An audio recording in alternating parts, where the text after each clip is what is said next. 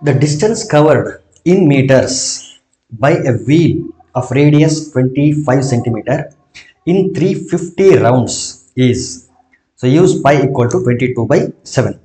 ಒಂದು ವೀಲ್ ಇದೆ, ಅದರ ರೇಡಿಯಸ್ ಎಷ್ಟಿದೆ ಅಂತಂದರೆ 25 ಸೆಂಟಿಮೀಟರ್ ಇದೆ. ಒಂದು ಅಬ್ಸರ್ವ್ ಮಾಡಿ, ಇಲ್ಲಿ ಸೆಂಟಿಮೀಟರ್ ಇದೆ, ಅವರಿಗೆ ಬೇಕಾಗಿರೋಂಥ distance in terms of metre ಬೇಕು. ಓಕೆ, 25 ಸೆಂಟಿಮೀಟರ್ ಇದೆ. ಅದು 350 ರೌಂಡ್ಸ್ ಹಾಕಿದಾಗ ಎಷ್ಟು ಡಿಸ್ಟೆನ್ಸ್ನ ಕವರ್ ಮಾಡುತ್ತೆ ಅಂತ ಕೇಳಿದ್ರು. ಸೊ ಅದಕ್ಕೆ ಒಂದು ರೆಫರೆನ್ಸ್ ಡಯಾಗ್ರಾಮ್ನ ಹಾಕೊಳ್ತೀನಿ ನಾನು. ಏನಂತಂದರೆ, let this be the wheel. ಇದಕ್ಕೆ ರೇಡಿಯಸ್ಸು ಏನು ಅಂತಂದರೆ, ಇದು ಯಾವುದೋ ಒಂದು ರೇಡಿಯಸ್ ಇಷ್ಟಿದೆ ಅಂತ ಅನ್ಕೊಳ್ರಿ. Let this be the radius and length of the radius is 25 centimetre. So 25 centimetre radius ಇದೆ. ಈಗ 350 ರೌಂಡ್ಸ್ ಆಗುತ್ತೆ. ಇಲ್ಲಿಂದ ಶುರು ಮಾಡಿದ್ರೆ ಒಂದು ರೌಂಡ್ ಹಾಕಿದರೆ ಇಷ್ಟ ಆಯಿತು ಅಂದರೆ ಅರ್ಥ ಏನು, circumference of the circle will be equal to 1 round. ಎಷ್ಟು ಡಿಸ್ಟೆನ್ಸ್ ಹೋಯಿತು ಅಂತ ಅನ್ನೋದು 1 ರೌಂಡ್ ಹಾಕಿದಾಗ ಸರ್ಕಂಫರೆನ್ಸ್ ಆಫ್ ದ ಸರ್ಕಲ್ಗೆ ಆ ಡಿಸ್ಟೆನ್ಸ್ ಈಕ್ವಲ್ ಆಗಿರುತ್ತೆ. 2 ರೌಂಡ್ಸ್ ಹಾಕ್ತು ಅಂತಂದರೆ 2 times of that circumference of the circle ಇರುತ್ತೆ. ಸೊ ಈ ರೀತಿ ಎಷ್ಟು ಸರ್ಕಲ್ಸ್ ಹಾಕಿದೆ, ಎಷ್ಟು ಸಾರಿ ಅದು ರೌಂಡ್ ಹಾಕಿದೆ ಅಂತಂದರೆ 350 ರೌಂಡ್ಸ್ ಹಾಕಿದೆ ಈ ರೀತಿ. ಅಂದರೆ ಒಂದೊಂದು ಸಾರಿಗೂ ಕೂಡ ಆ circumference of the circle round ಹಾಕ್ತಾ ಇರ್ತದೆ. ಸೊ ಒಂದು ಸಾರಿ ಹಾಕಿದರೆ ಎಷ್ಟು ಡಿಸ್ಟೆನ್ಸ್ ಕವರ್ ಮಾಡುತ್ತಲ್ಲ, ಆ ರೀತಿಯ 350 ರೌಂಡ್ಸ್ ಹಾಕಿದರೆ ಎಷ್ಟು ಡಿಸ್ಟೆನ್ಸ್ ಕವರ್ ಮಾಡುತ್ತೆ ಅಂತ ನಾವಿಲ್ಲಿ ಕ್ಯಾಲ್ಕುಲೇಟ್ ಮಾಡಬೇಕು. So finally we have to calculate the circumference of the circle. After that we have to multiply 350 with. So first of all we have to calculate circumference of the circle. So it is given by 2 pi r. Circumference of the circle is 2 pi r. 2 into pi ಅಂತಂದ್ರೆ 22/7 use ಮಾಡ್ಕೊಳ್ಳೋಕೆ ಹೇಳಿದ್ದಾರೆ. 22/7. And what is r? r is 25 centimetres. ನೆನ್ಪಿಟ್ಕೊಳ್ರಿ, ಈಗ ಬರೋದೆಲ್ಲ centimetres ಅಲ್ಲಿ ಬರುತ್ತೆ, ಆಮೇಲೆ ಅದನ್ನು ನಾವು ಮೀಟರ್ಸ್ಗೆ ಕನ್ವರ್ಟ್ ಮಾಡ್ಕೊಳ್ಳೋಣ.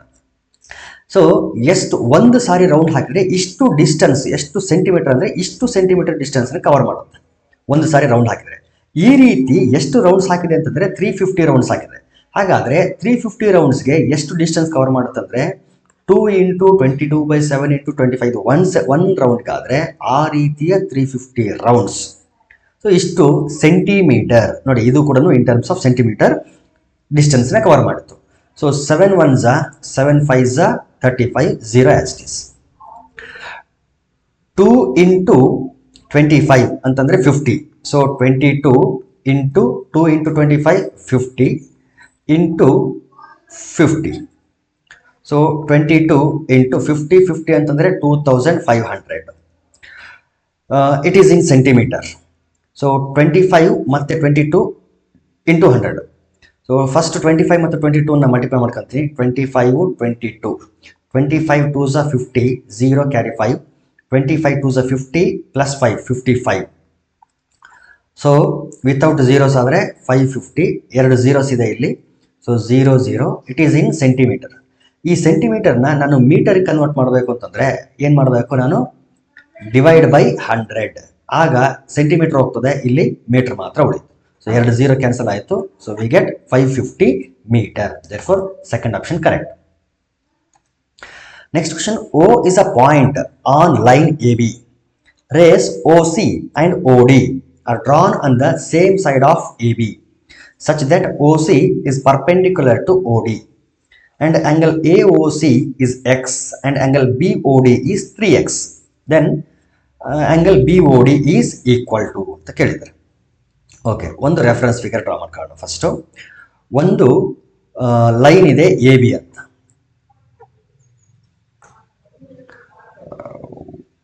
ಒಂದು ಲೈನ್ ಡ್ರಾ ಮಾಡ್ಕೊಳ್ಳೋಣ. Okay, let this be the line.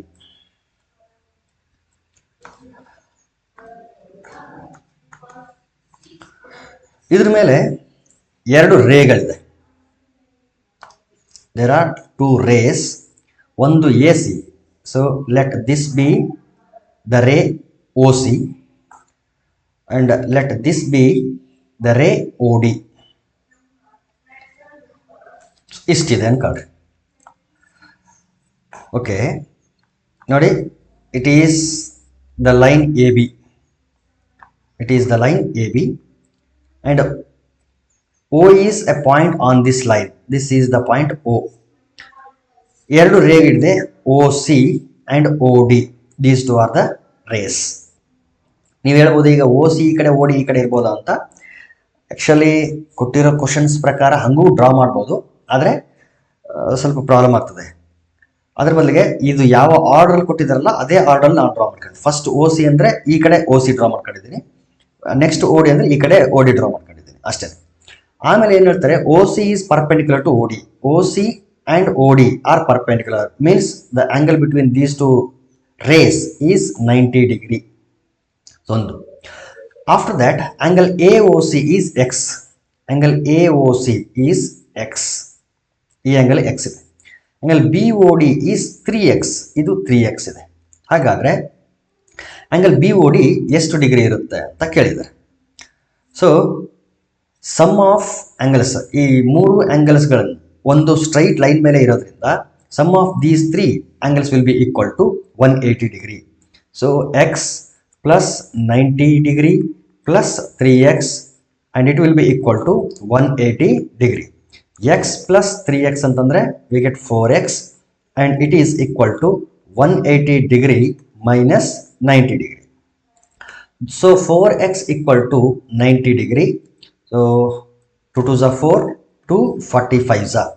So x equal to 45 degree divided by 2.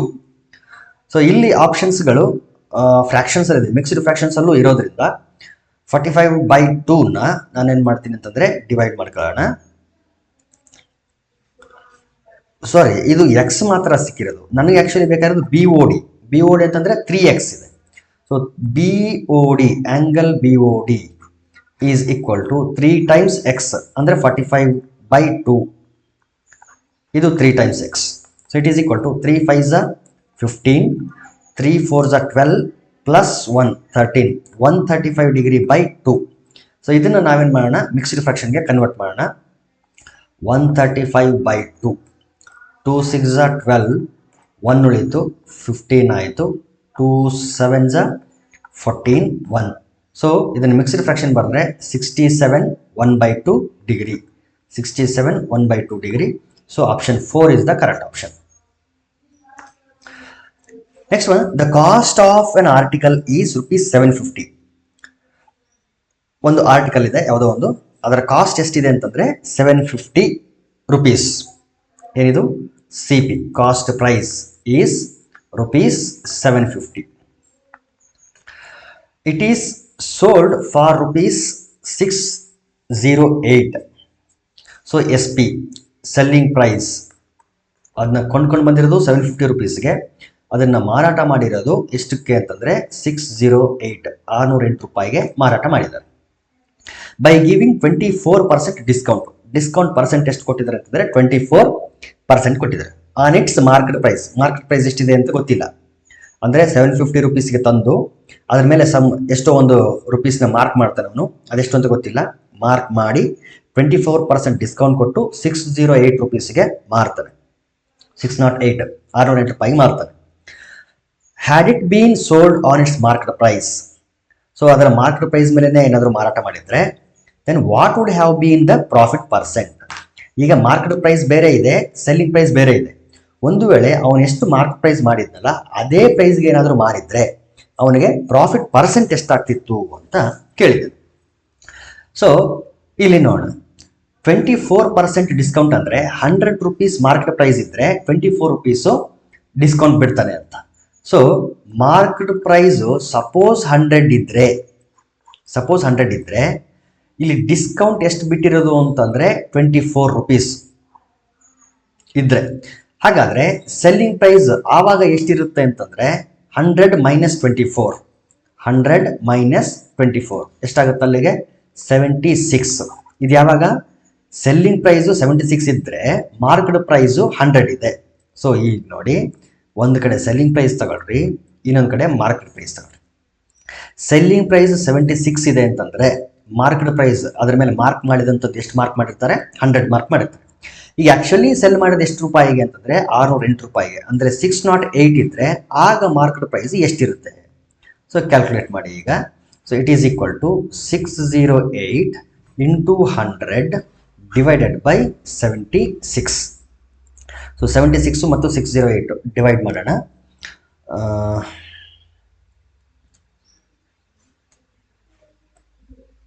76 3 3 18 into 3 ಮಾಡಿದರೆ 3 18 3 21 22. ನಾವು ಇನ್ನು ಒನ್ಸ್ ಪ್ಲೇಸಲ್ಲಿ 8 ಬರಬೇಕು ಅಂತಂದರೆ 8 48 8 ತಗೊಳ್ಳಿ. 8 48 8 56 4 60. ಎಸ್ 76 8 ಹೋಗ್ತದೆ ನೋಡಿ. 76 1 76 8 so 1608. So 8 into 100 is 800 rupees. ಅಂದರೆ 750 rupeesಗೆ ತಂದು ಅದ್ರ ಮೇಲೆ ಏನಂತ ಮಾರ್ಕ್ ಮಾಡಿರ್ತಾನೆ ಅವನು, 800 rupees ಅಂತ ಪ್ರಿಂಟ್ ಮಾಡಿರ್ತಾನೆ, ಮಾರ್ಕ್ ಮಾಡಿರ್ತಾನೆ. ಈಗ ಇದು ಮಾರ್ಕ್ಡ್ ಪ್ರೈಸ್. ಒಂದು ವೇಳೆ ಇದೇ ರೇಟಿಗೆ ಏನಾದರೂ ಮಾರಿದ್ರೆ ಅವ್ನು ಕೇಳಿರೋದು ಇದು, had it been sold on its market price. ಒಂದು ವೇಳೆ ಅವನು ಯಾವ ರೇಟನ್ನು ಮಾರ್ಕ್ ಮಾಡಿದ್ದಾನೆ ಅದ್ರ ಮೇಲೆ ಅದೇ ರೇಟಿಗೆ ಏನಾದರೂ ಮಾರಿದ್ರೆ ಎಷ್ಟು ಪ್ರಾಫಿಟ್ ಆಗ್ತಿತ್ತು ಅಂತ ಕೇಳಿದೆ. ಈಗ ಅವನು ತಂದಿರೋದು 750 rupeesಗೆ, ಇದಕ್ಕೆ ಮಾರಿದರೆ ಅಂದರೆ ಪ್ರಾಫಿಟ್ ಎಷ್ಟಾಗ್ತಿತ್ತು, 800 ಮೈನಸ್ 750. ಸೊ 50 rupees ಪ್ರಾಫಿಟ್ ಆಗ್ತಿತ್ತು. ನನಗೆ ಬೇಕಾಗಿರೋದು profit percent. Profit percent formula ಏನಿದೆ, profit divided by cost price into 100 ಅಂತ ಇದೆ. Profit 50 rupees divided by cost price 750 into 100. So 0 0 ತೆಗಿರಿ, 5 10s 5 1s 5 5 5s 25. ಆಮೇಲೆ 5 3s 15 5 2s 10 20/3. 20/3ನ ಮಿಕ್ಸ್ಡ್ ಫ್ರಾಕ್ಷನ್ಗೆ ಕನ್ವರ್ಟ್ ಮಾಡೋಣ. 20 ಇದು 3 3 6 18. ಇಲ್ಲಿ ಎಷ್ಟು ಉಳಿತು, ಅಲ್ಲಿಗೆ 2 ಉಳಿತು. 6 2/3. ಸೊ ಇದನ್ನು ಮಿಕ್ಸ್ಡ್ ಫ್ರಾಕ್ಷನ್ಗೆ ಕನ್ವರ್ಟ್ ಮಾಡಿದ್ರೆ we get 6 2/3%. Therefore option 4 correct. So ಇಲ್ಲಿಗೆ 2024ನ 2 ಪೇಪರ್ಗಳು ಕಂಪ್ಲೀಟ್ ಆಯಿತು. ನಾನು ಕೆಲವೊಂದಷ್ಟು ಪೆಡಗಾಗಿ ಕ್ವಶನ್ಸ್ ತೊಗೊಂಡಿದ್ದೀನಿ, ಇನ್ನು ಕೆಲವೊಂದಷ್ಟು ಮ್ಯಾಕ್ಸಿಮಮ್ ನಾನು ತೊಗೊಂಡಿರೋದು ಮ್ಯಾಥಮೆಟಿಕ್ಸ್ ಪ್ರಾಬ್ಲಮ್ಸ್ಗಳನ್ನು. ಸೊ ಇನ್ನೂ 2 ಪೇಪರ್ ಇದೆ, ಆ 2 ಪೇಪರ್ಗಳನ್ನು ನಾನು ಸಾಲ್ವ್ ಮಾಡ್ತೀನಿ ನೆಕ್ಸ್ಟ್ ವಿಡಿಯೋಗಳಲ್ಲಿ.